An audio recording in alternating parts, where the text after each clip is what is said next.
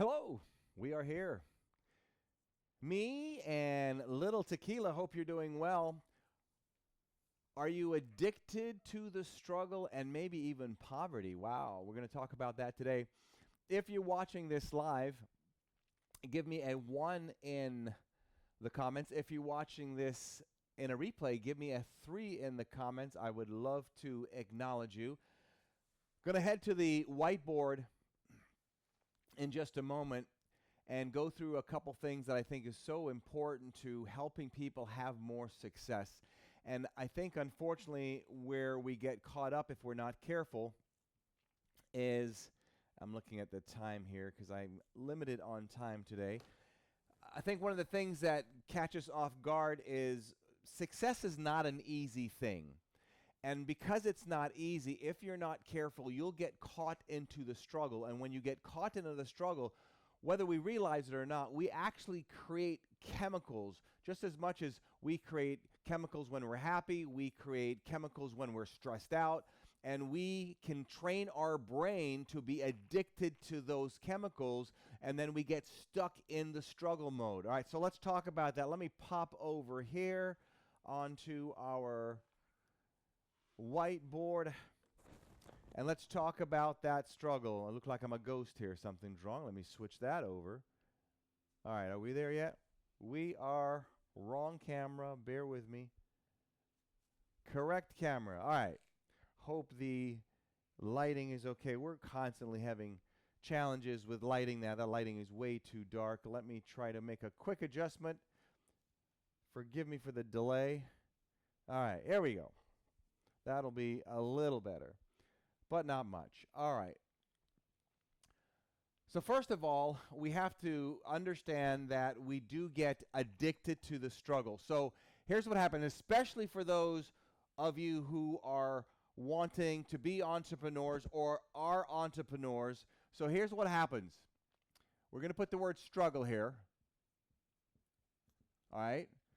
So when you start off in business, it's not going to be easy, period, end of story. And to be successful in your own business, it is not an overnight thing.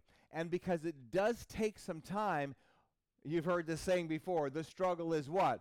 The struggle is real. All right, the struggle is real. The problem that you have is because if you don't understand that the struggle is creating literally negative chemicals in your body, right? What happens is you can become addicted to it, and then you think that's all there is. I see people who are successful, they're doing well financially, but in their mind, they're still in the struggle because they started the struggle early. Because it's not easy to get started in your business. It's a lot of time to put in. I tell people 4 things: more time, energy, money, and effort. Always more of those 4 things that it will take you to become more successful. So what happens now, your brain will start validating your struggle. And especially if you have challenges in the past, oh my goodness. If you, like me, have had challenges in your past. Most of you are aware of my story, everything from my wife telling me my baby's not mine. I had a $100,000 a year business as a teenager, lost all that, uncle killed in a plane crash. And I could just go on and on and on. And the problem with this is now every time I have something negative happen in my business, if I'm not careful, I'll say something like, man, when is this ever going to turn around? Or why can't this ever go right for me? Or nothing ever goes my way? Because now I'm connecting the struggle in the business to the struggles I've had in the past. So what we have to do is learn to break the addiction. I'll give you an example. I'm sure you've had the hesitancy of going online into your bank account. Don't you bite that microphone, little fella. Okay, so here's your bank account. All right, we're going to go into the bank account. All right, no. And you know it's not going to be pretty. So don't go into it yet. But normally, if you would go into your bank account and check it out, what are some of the negative, assuming it's going to be negative, what are some of the negative things that typically somebody would say? So let's make up one of them. How will I'll never get out of this. Or let's do I'll never. I'll never get out of this? First of all, is that true? Yes and no. Some people will never get out of this because of their mindset. Other people will get out of this. I know I've gotten out of this. I was $350,000 in debt, living on my air mattress in my office, and I would go to the gym to take my showers. But here's my point. If you know you have a tendency to have programmed yourself before you go into your bank account, if you know when you get into it, you're going to say something like this, you know that's going to be negative. So here's what I'm going to encourage you to do. And this is just an example. You can use this principle in so many other areas. So the example is, before you go into the account, knowing that you're going to have to go online and under your bank account, you know it's not going to be pretty, you're not going to like it, what can you say that's different than what you would typically say? Now, before you answer that question, why would that be important? Why? Because you have been programming yourself consistently with the same words, with the same physiology, with the same negative chemical release. And it's going to get worse and worse and worse. That's why negative things like this typically don't often get better in time, because your nervous system can't tell the difference between imagination and reality.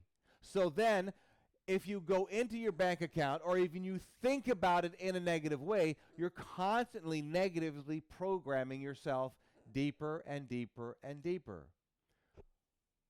So what would be a new word or words or a sentence or attitude we could say? So let's think about one. Maybe if you have one, write one in the comments. That would be awesome to see. Write one in the comments. Let me think about this. I would say, I could go totally off with gratitude and say, you know what, at least I have something in there. There's other people that have nothing. Or at least I have something coming in. You've got to do something differently, because there's how many sides to a coin?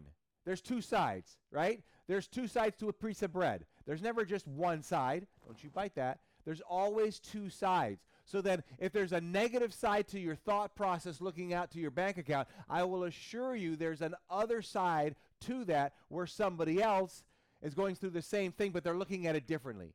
The job is, how can we look at it differently? And if you do that before you get in, you're prepping your nervous system. You're breaking the pattern. You're catching the negativity before it happens. If you know somebody's going to throw a ball right here and not over here, why would you put your hands over here? We know what it's going to say. We know the negative thoughts. Let's go ahead and figure that out, change it, and then your nervous system starts a different process. It starts a different programming.